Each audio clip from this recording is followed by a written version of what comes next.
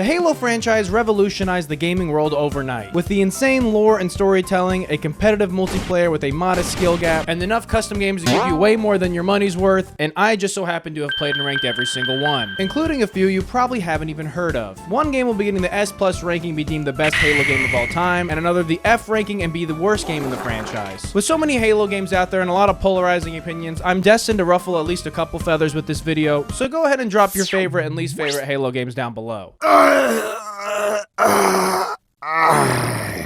The place where it all began, Halo Combat Evolved, a revolutionary launch title for the original Xbox that capitalized on the success of other FPS titles on consoles such as GoldenEye, and also refined them to be the objective best first-person shooter at the time. I hadn't played Halo CE since Master Chief Collection initially dropped, and I still had a really fun time with this playthrough, setting the stage for what the Halo universe had to offer while creating a smooth experience from level to level with clean controls, sandbox-like level design, and rounding things off with a fairly difficult game, which would be a reoccurring theme Bungie would take pride in moving forward. Playing a game that's over 2 decades old, you'd expect at least some quality of life problems or some things that just don't age as well, and I still can't find much to complain about this game. It holds up very well. If I had to knock it for one thing, your friendly AI sometimes like stops progressing the levels for like a minute or two, and that's it. And it happens a good bit, but at the end of the day, you're just sitting there for like 1 minute extra versus like going seamlessly through the level, which really not a big deal. The levels are fairly long and often longer than some of the more recent installments, which is impressive. However, longer doesn't necessarily always mean better. Pause. But what I mean by that is that some of these missions can feel a little stale. You're just kind of doing like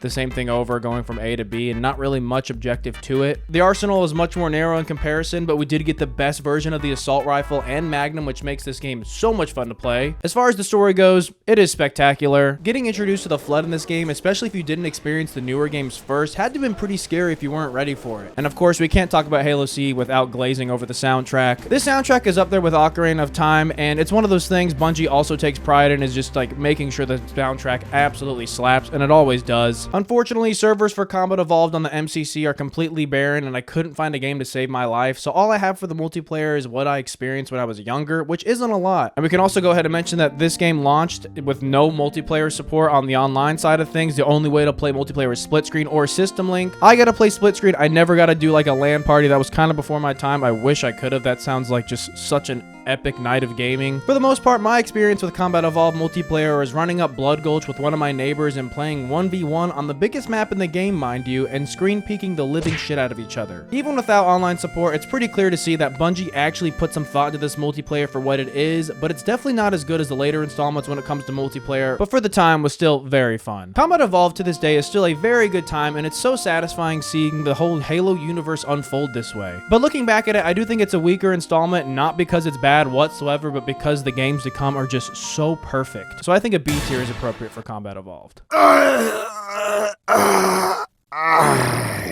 Combat Evolved may have capitalized on GoldenEye, but Halo 2 capitalized on Combat Evolved. And all I gotta say is 3 words: breaking f***ing Benjamin. Continuing right after Halo 1, Halo 2 has that same gameplay loop, but is refined in every single way. There are tons of new weapons, such as the fan favorite battle rifle, energy sword, and SMG, with the latter having a dual wield option, which would become a hearsay to the franchise. Also, I don't know why, but this is the only game you can run dual wield needlers, and I wish that would come back as well. There's other quality of life improvements to the overall gameplay, such as hijacking vehicles and improved melee with the lunge mechanic and boosting with the ghost. And of course, since this is a newer game, it has better graphics than Combat Evolved, and with that we get the absolute cursed prophet teeth. Not that graphics really matter that much, but just thought it was worth a shout here. But this campaign rocks. One of my favorite parts about this campaign is you get to actually play on planet Earth as it's getting invaded by the Covenant, which is something that's always kind of just talked about off screen or not even really depicted whatsoever. Beginning to experience it firsthand is awesome, and these also are some of the most fun levels in the game. And if Chief wasn't enough of a badass in Combat Evolved, he goes full Tom Cruise Mission Impossible in this game. The bomb sequence in the first level is just crazy in that regard. And like we talked about in Combat Evolved, this game's difficulty is insane. If you play on Legendary, it is just you hard. Bordering the line of like so hard it's not even fun. I think Combat Evolved's levels were solid, but Halo 2 took a more objective-based approach and gave the game a bit more of a cinematic feel. On top of having great level design and refined gameplay, the narrative itself is the best in the franchise. Seeing the Arbiter go on a redemption arc as you flash in between Chief and him until they unite and form an alliance between the Covenant is one of the most satisfying stories in any game I have ever played. I do not remember the story being this good, but it aged so well, and it just keeps on giving you so much more lore that Halo Combat Evolved already gave us. FPS, and I think Halo 2 is the game that got people to really start to like nerd out over the franchise. But now we move on to Halo 2 multiplayer, which I think is a significant step up from Combat Evolved for a handful of reasons. We can begin with the introduction of Xbox Live, which single-handedly popularized online gaming on consoles and especially online FPS gaming. Again, I was pretty young for this, but I think at this point, online gaming, especially for FPSs, was just kind of a PC thing. However, like Combat Evolved, I wasn't able to find a game in 2025, but I got to experience a good amount of this as a kid. All those new guns and techs are in multiplayer, which in and of itself make it a greater experience. There are tons of options and sliders for creating your own custom games with tons of modes to choose from. And there's also a ton of great maps and a couple map packs that were added post-launch for paid. And then I think like 2 or 3 weeks later, again, I was not around for this, they were made retroactively free. Don't know why they did that, but that's probably like the most generous thing Microsoft has ever done in their life. I think this is where Halo multiplayer would become equally as important as the campaign, and I think that shows with the next couple of games we're about to talk about. I don't really have much else to say about Halo 2 other than I want to reiterate that this is the best campaign in the franchise and arguably one of the best linear style campaigns of any game I've ever played. The multiplayer saw a big improvement, and I think the success of Halo 2 multiplayer is the reason online gaming is where it is today, and I'm giving Halo 2 an S ranking.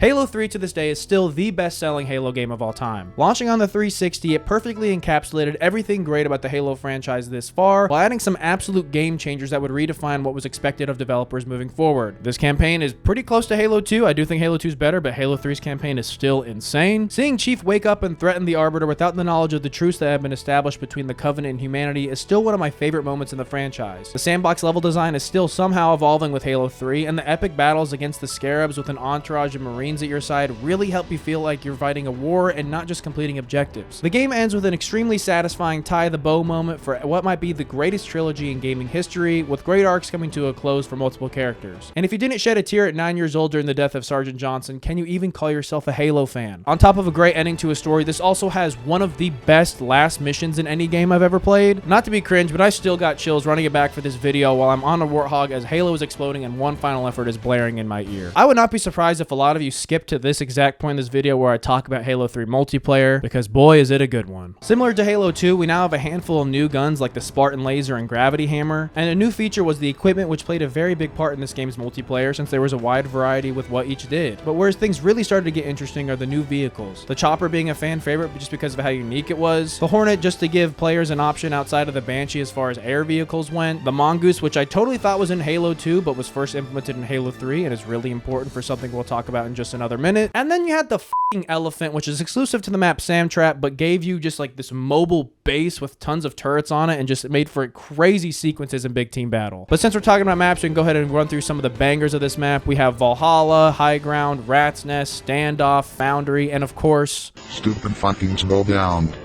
Beat on this shit, you assholes. With all this, the playlists were very extensive and you would never run out of stuff to play. This is the first game that I had played with a consistent double XP weekend, with some party modes like Griffball being the focal point that would give you endless fun. But if there's one thing Halo 3 is known for above all, it has to be the introduction of Forge. I don't know what the f we did to deserve this, but Forge is one of the craziest bonus modes to any game and is a whole game in and of itself. Giving literally every asset within the game to the entire community to cook up whatever they want is one of the most genius plays by Bungie. Since the game to begin with had an amazing physics and good engine, people made all sorts of side games like Fat Kid, Jenga, custom infection maps, and of course Race. And the beauty of Forge is you didn't have to be the creative one to enjoy it because they made this file share system, which on a side note is kind of crazy technology for 2007. Forge would come back in later installments, but for what it was, this was more than enough for us. And then you also have the theater mode, which was surprisingly way in depth for, again, just no apparent reason. Red versus blue, that's all because of theater mode, and then just reliving some of the craziest interactions that happened in a multiplayer game forever because of theater mode is awesome. And there's still plenty of multiplayer games that just don't have any type of functionality like this. If you haven't caught the vibe yet, it should come to no surprise that this is the greatest Halo game out there and it gets the S+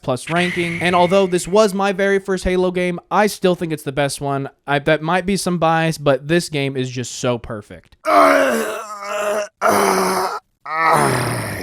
If you watch my Lord of the Rings video, you would know that I am just not an RTS guy. So ranking Halo Wars was pretty difficult. With so many factions and large-scale battles, it's only fitting that Halo Wars exists. And I'm also going to come clean that I had no idea that Halo, the original concept, was going to be an RTS game. Totally news to me. So it's kind of cool to see this full circle moment happen, and Halo Wars is that moment. And I'm so sorry, but this game was just not made for me. My brain likes shoot thing, my brain don't like click thing. I don't have much to reference here, but it's much more user-friendly than other games I've tried to play, but something I would never come back to. This game is very much so a Halo game, even though apparently 343 had practically nothing to do with it, and that would also be why the story basically stands aside on its own and doesn't really have much to do with what we've seen in the game so far. So to me, that kind of feels like a forced project, but again, I don't have the authority to talk about this game, really. The game did have a pretty good soundtrack and was underrated, and I for sure appreciated that, and it kind of goes unnoticed. I'm going to be a lame-o here. I'm just giving it a C tier because I don't really know how to rank this game. The way these games work is I start to learn them, and by the time I'm like halfway through with it, I start to catch on, but I really just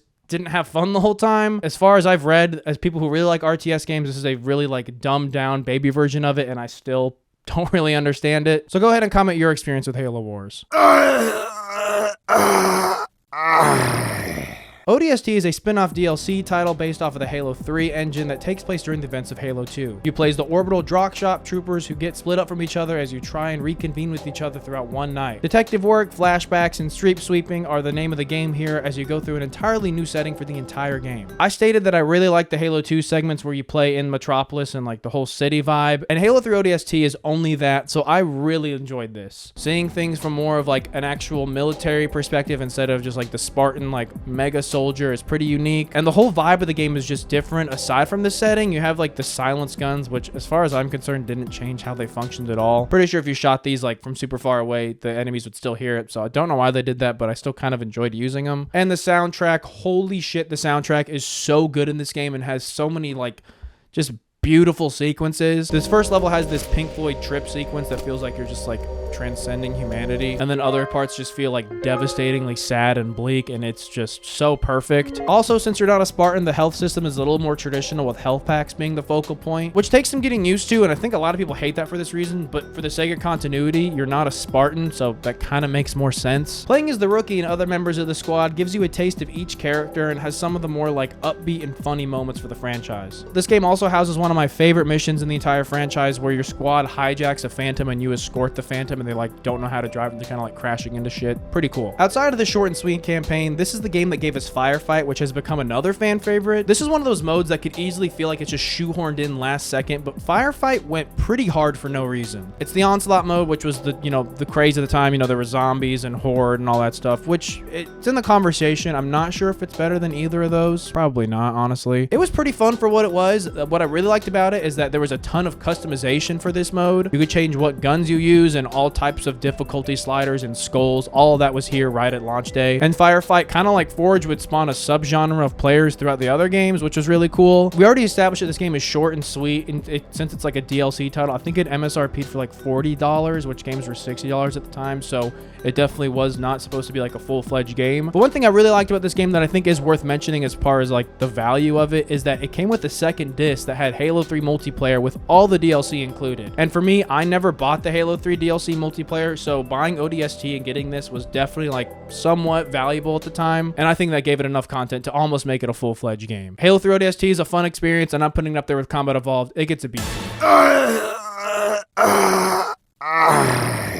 Halo Reach sort of falls in the same category as Halo 3 ODST. Not in that it's a DLC game, because it's definitely not that, but that it's more so like a standalone title that doesn't have much to do with Master Chief whatsoever. You follow Noble Team and play as Noble 6 as you defend the human-inhabited planet Reach from the Covenant, and you get to know each member of the squad with some of the more diverse set of levels, including a dogfight mission. And replaying this mission for this video made me question why 343 hasn't made some stupid cash grab game that's like a Starfighter clone. There are new gameplay elements, and I want to talk about the arsenal first, which is really fun. Guns like the needle rifle, grenade launcher, and the DMR in place of the battle rifle. And then on the more polarizing side of things, you have new armor abilities which come in a few different shapes and sizes. The armor lock, a basic sprint function, jetpacks, invisibility, this super roll thing, and a hologram as well. Where I think this campaign really shined is the tear-jerking ending. It is so devastating, and it's kind of like Star Wars Rogue One. It's just like everyone's a martyr. Spoiler alert, but watching every single member of Noble Team basically sacrifice themselves to enable you to save Planet Reach, and then you in turn die as well, is just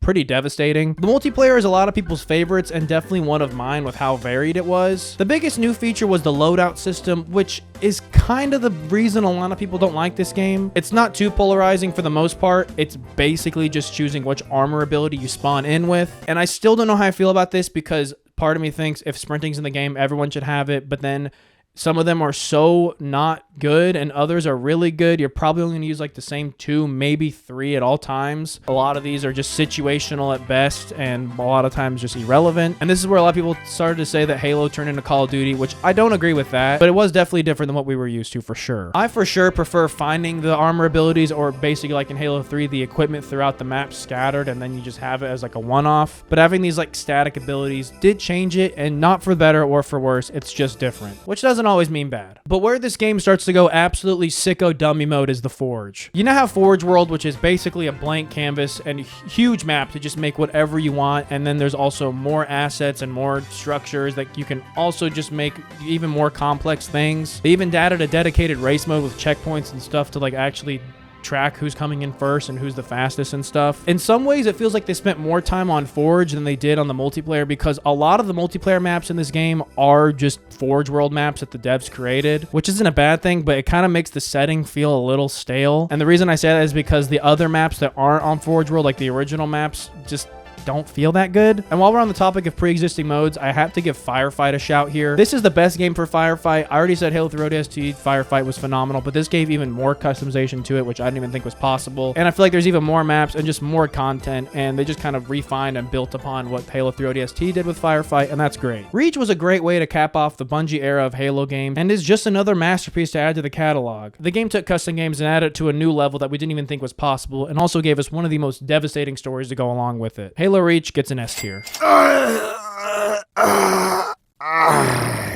Well, here we are, the first game made by 343. Halo 4 brings back the story of Master Chief and his legacy moving forward as he deals with the new Promethean faction while Cortana is deteriorating. And all there really is to be said about this is I don't give a f about literally anything that goes on in this game. I should care that Cortana's dying, but nothing around this situation really is compelling enough to be invested in the game in the first place. As far as campaign goes, it's kind of the same gameplay loop, except now there's a ton of guns that just are not fun to use and just are filler guns. And the whole game is basically centered around you using those guns because it doesn't give you enough ammo for like the assault rifle and other guns that you're used to using. I'm gonna make it short and sweet. I think this is probably the worst Halo campaign out there as far as like a mainline installment. And you can't blame 343 too much because pretty much no matter what they did with this game, people were gonna be pissed. I mean, I still don't think this is acceptable, but I mean, at least they tried. It's not the worst thing out there, but it's pretty damn close, and the last level, or last boss fight, I guess, being a quick time event is the dumbest shit of all time. It won't come to surprise either that you can't find a game in 2025 for Halo 4, but surprisingly, I actually spent a good amount of time in this multiplayer back when it launched. It's actually not terrible. This is actually, though, where Halo started to become Call of Duty. Now you have Create a Class that actually has perks and other types of modifications, like what grenades you spawn in with, which I don't like that at all. Within the context of being a good multiplayer game, it's actually not that bad, but for Halo, this is where like innovation turned into like deterioration. And then other huge changes to the gameplay loop were that the dedicated power weapon spawns are now completely random. Part of Halo's whole entire gameplay loop was fighting over the power weapon spawn so you could have it for your team and, you know, in turn win the game. But now having that element move from the game entirely is another reason this just does not feel like Halo. And if you don't have a power weapon, chances are if you run out of ammo, you're going to be picking up one of those stupid Promethean guns that no one wants to use in the first place, so also not helping this game's case at all. I did really like the SAW LMG though. But of all things, where this game gets the biggest thumbs down is how bad they f***ed up Forge. Forge Island was this game's Forge world that didn't come out until a year later, and this game's maps were just not Forge friendly whatsoever, meaning you couldn't really like create anything you wanted to like you could in Halo Reach. Basically, there was no type of custom game support, and there was now even less options within Forge itself for customization. Mind you, by now at this time, there is a dedicated subgenre of players that only play custom games, and they just couldn't really do that with Halo 4. If Halo Reach was the perfect amount of innovation without too much to ruin it, Halo 4 was way too much innovation to give the game a damn near identity crisis. I would argue that so far of every game we've talked about, this has the worst campaign and the worst multiplayer to go along with it, and I'm giving this a D tier. Quick dishonorable mention to Halo Master Chief Collection for being one of the worst launches I've ever firsthand experienced in my life. The idea of every classic Halo game all in one title for a pretty decent price at the time is one of the best out there. However, 343 clearly did not give a shit about this launch because it did not function properly whatsoever. There was not a single title that worked for its online support. It's been 20 minutes. 20 minutes of searching. Nothing. Not a single match. Matchmaking couldn't find a game, and the few times that it actually would get a game, it would just be super laggy and unplayable, and this would not be fixed for several months after the fact. You gotta be kidding me. They didn't fix a goddamn thing. Not to mention, you could even kick people out of a public game, including ranked games. This might actually be the worst thing 343 has ever done to Halo. Halo Spartan Assault was a mobile game that eventually saw a Windows release. It's 343's second attempt at a game, and they thought a top-down Dead Ops arcade-like gameplay was necessary. This is another game that's pretty hard to rank because it's technically just a mobile game that's like $2 or $3, but I'm still gonna be pretty harsh on it because at the end of the day, it is just like a time waster, like iPad baby game, and I'm more so mad that this game just exists entirely whatsoever. The levels are extremely short, and I mean like 45 seconds short sometimes. The gameplay for what it is isn't bad per se, but there are a million other games in the App Store that might as well be this exact same game. It also bends the lore pretty hard to where like things just don't make sense. Like there's brutes and elites fighting at the same time, where at the timeline that just wouldn't be a thing. But where this game takes the most offense towards the Halo IP is that this game is a paid-for game on the App Store and then has microtransactions within the game. There's a whole loadout system within this game where you know customize what gun you have and other sorts of trinkets and stuff, and this whole feature is basically locked behind a microtransaction. If you want any type of armor power up, you basically have to pay money, which is so stupid. As stated before, within the context of being a mobile game, this isn't the worst thing out there, but I'm still gonna be harsh. I'm giving it an F tier. It is the worst game in the franchise.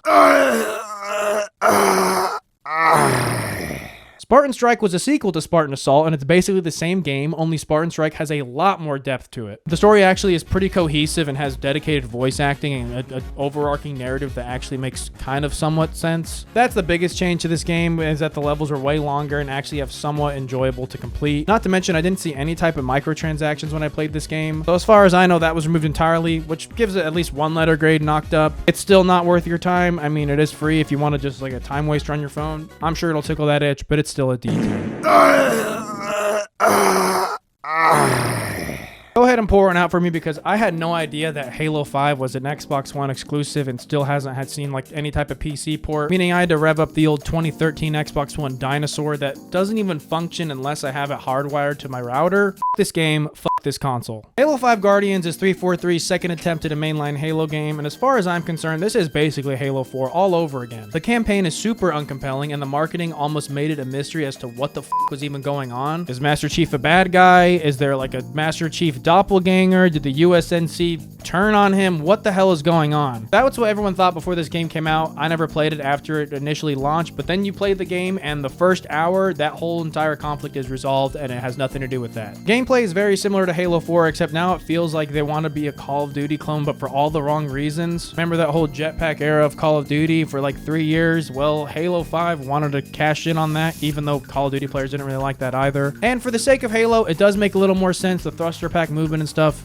isn't terrible. I don't really mind it that much actually, but I do think it actually had something to do with Call of Duty doing the same thing. I'm just gonna go out and say that. And just like Halo 4, there's even more guns that no one likes using. They just feel like filler weapons, and people just want their classic, you know, assault rifle and sniper and shotgun and just the classic UNSC lineup. I will say I did notice there's a new revive system that is in campaign even when you're playing solo. And so if you're playing on Legendary, the fact that I'm assuming this mechanic still exists where if you die, you're just going to get revived by your squad and keep going, kind of defeats the purpose of how difficult these games are supposed to be, which I'm sure diehard fans are not too happy about. And cap off the story with Cortana turning bad, and I still just don't give a f***.